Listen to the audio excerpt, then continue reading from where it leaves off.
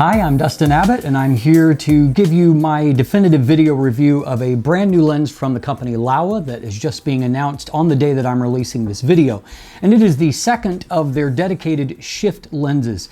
And in this case, they've designed this lens to come in a huge variety of mounts, including both Canon EF and then RF, so both DSLR and mirrorless. On Nikon the same, Nikon F, and then Nikon Z or Z. You've got Sony FE, which is where I'm actually reviewing it on. Then you've also got Pentax K and even Fujifilm GFX, and so they've obviously managed to make this lens work for the Fuji medium format sensor as well.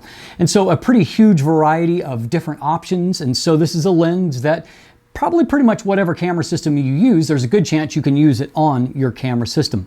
Now, shift lenses are obviously really intriguing particularly for some type of photographers. I think that probably most photographers could have some fun with them, but they also do have a little bit more of a learning curve because there's more moving parts here than what you're going to find on a typical lens. But the big advantage of shift lenses is particularly for those that either shoot interior spaces, so if you do real estate photography, do architecture or something similar, or you're just a person that really has a stickler for liking nice straight lines and right perspective in your images. This is a lens that allows you to avoid the typical keystoning type effect that you're going to see if, for example, you shoot with a traditional wide-angle lens like in this shot and you tilt the sensor up at all. You get that leaning effect that to people, myself included, is really disconcerting. But fortunately, a shift lens allows you to eliminate that perspective distortion even if you are tilting up, and so you can eliminate that keystoning effect, as you can see in this shot of a construction project I'm working on. And of course, this becomes really important if you're shooting interior spaces because it gives you flexibility of the angle you can shoot at while keeping your lines nice and straight, and so you can get a better look at interior spaces. And the other application that I really love that I'll demonstrate in our image quality space is the ability to really get amazing panoramas or vertoramas by using the shift ability to really get a nice wide angle of view, but to just perfectly align the sensor as you go along, so you get really clean looking panoramas, and you have the ability to get a ton of information and lose almost none in the process of actually kind of refining it. So typically, if you did a panorama with a traditional lens like I've done here, when I went to combine in Lightroom, you can see that there's all kinds of wasted image. It's going to get thrown out as a byproduct. In this case, because of using the alignment of that, there's almost nothing that is wasted off the image, and so you're able to get better panoramas and without having to worry about any kind of weird effects that come in as you try to stitch together imperfect end results. And so I really enjoy a shift type lens, and I'm glad to see that Laowa continues to invest in making these. So as noted, this is the second in the series. There is a 15mm f4.5 that I reviewed about a year ago, and so now we have this 20mm f4, so a little bit wider maximum aperture, but not quite as wide of a focal length. This lens is also a little bit cheaper. The one that I reviewed last year, the 15mm, is about $1,200 US. This is going to set you back about $1,100 US. So while it's not cheap, when you look at competing first-party tilt-shift lenses or shift lenses, they tend to be more in the $2,000 plus range. So probably strong value that is offered up here if you're interested in a lens like this. So let's break it down here today, right after a word from our sponsor. Today's episode is brought to you by Phantom Wallet, the minimalist, modern wallet that sets you free from a bulky traditional wallet while also making it easy to access your cards and money when you need them, thanks to their unique fanning mechanism.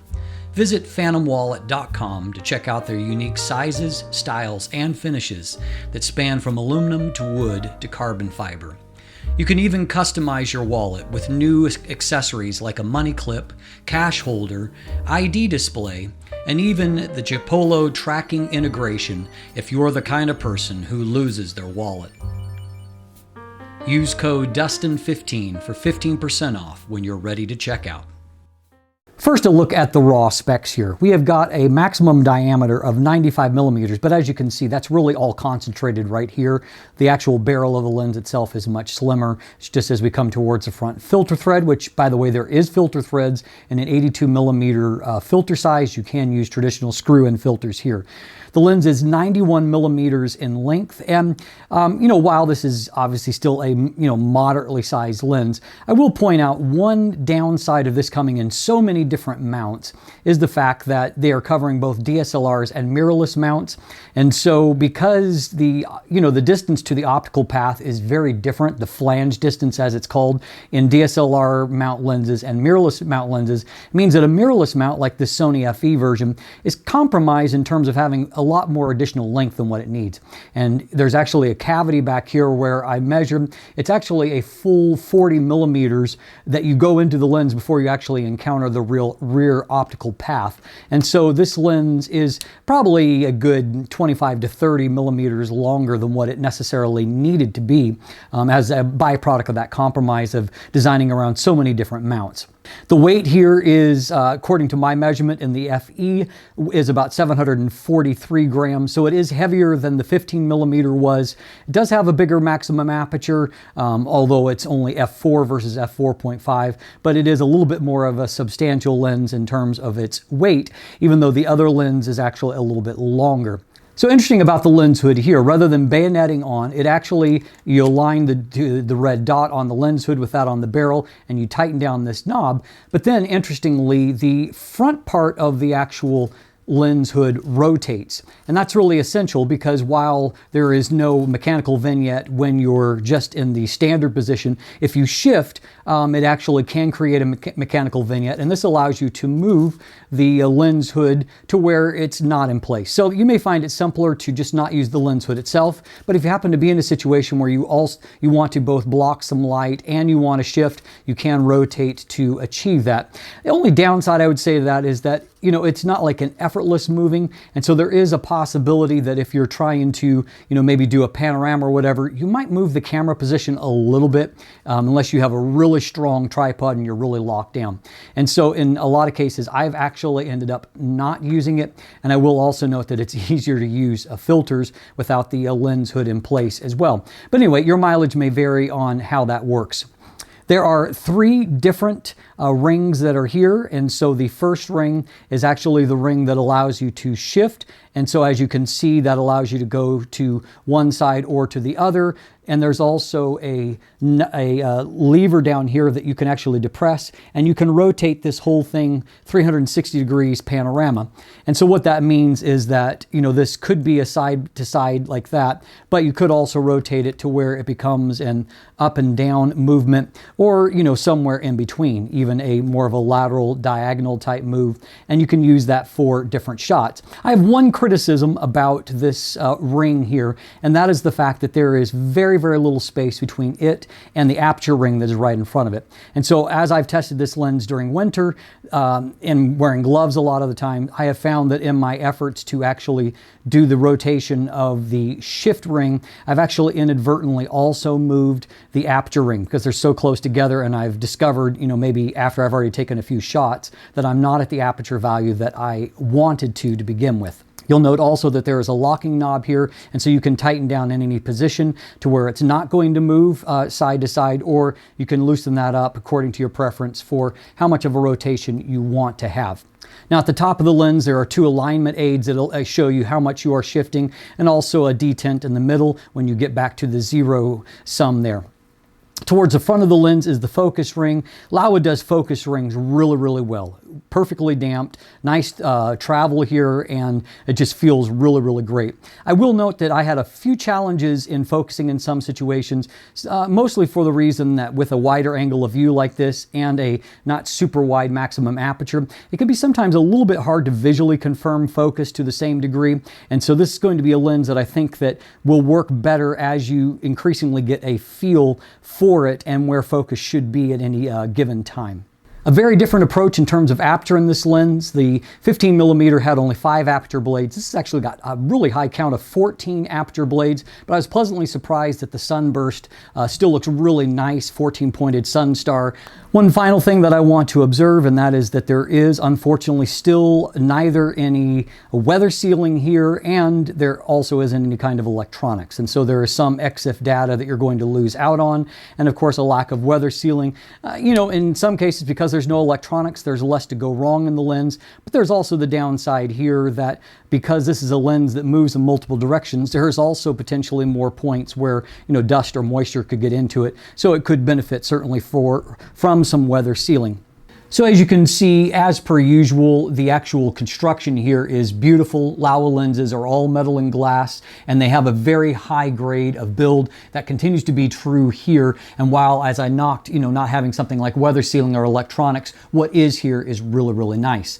Using the lens in the field works nice and easy, I think, for the most part, because everything here is so well made. Everything moves along as it should. All the knobs and the levers, they feel very strong and sturdy. This feels like a lens you're going to be able to use for a long time. And outside of that, you know, focus concern I found where I had to become a little bit more conscientious about making sure focus was correct, because even focus aids like peaking or overlays can be a little bit deceptive with a wide angle lens that doesn't really have a very narrow depth of field or a very wide maximum aperture. And so you're just going to have to refine your technique to make sure you're getting perfectly focused results. But it is doable, obviously.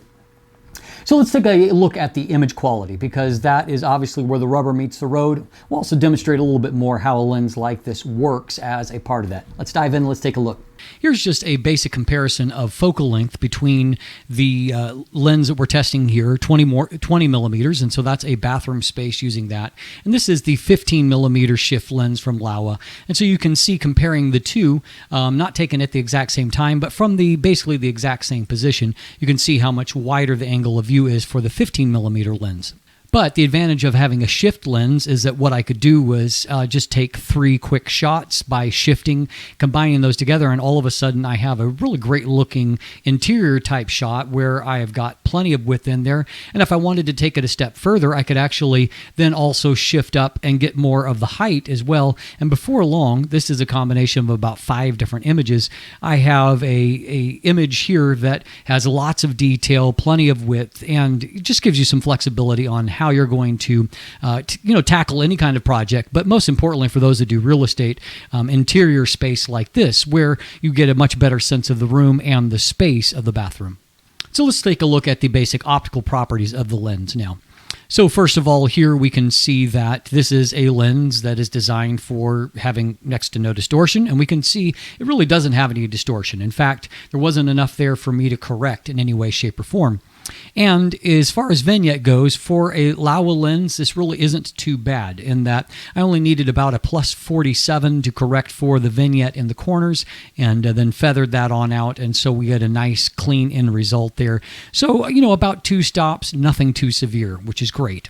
Another positive for a lens that is going to be used for interiors a lot is the fact that it's doing a really great job of controlling chromatic aberrations. It's amazing. Sometimes I even see like home improvement type shows that will show, shots of a room with light streaming in, and you can see all kinds of purple fringing, and it's like, get a lens with less chromatic aberration. But in this case, we've got a lens with less chromatic aberration, and so you can see in these areas of really bright transition, a dimmer space with bright light streaming in, you can see that in those areas there's really next to no fringing, so that is a huge plus for a lens like this. So here we're testing on a 50 megapixel Sony Alpha 1, and so let's take a look. This is at 200%. Let's take a look at what we're getting in terms of our performance.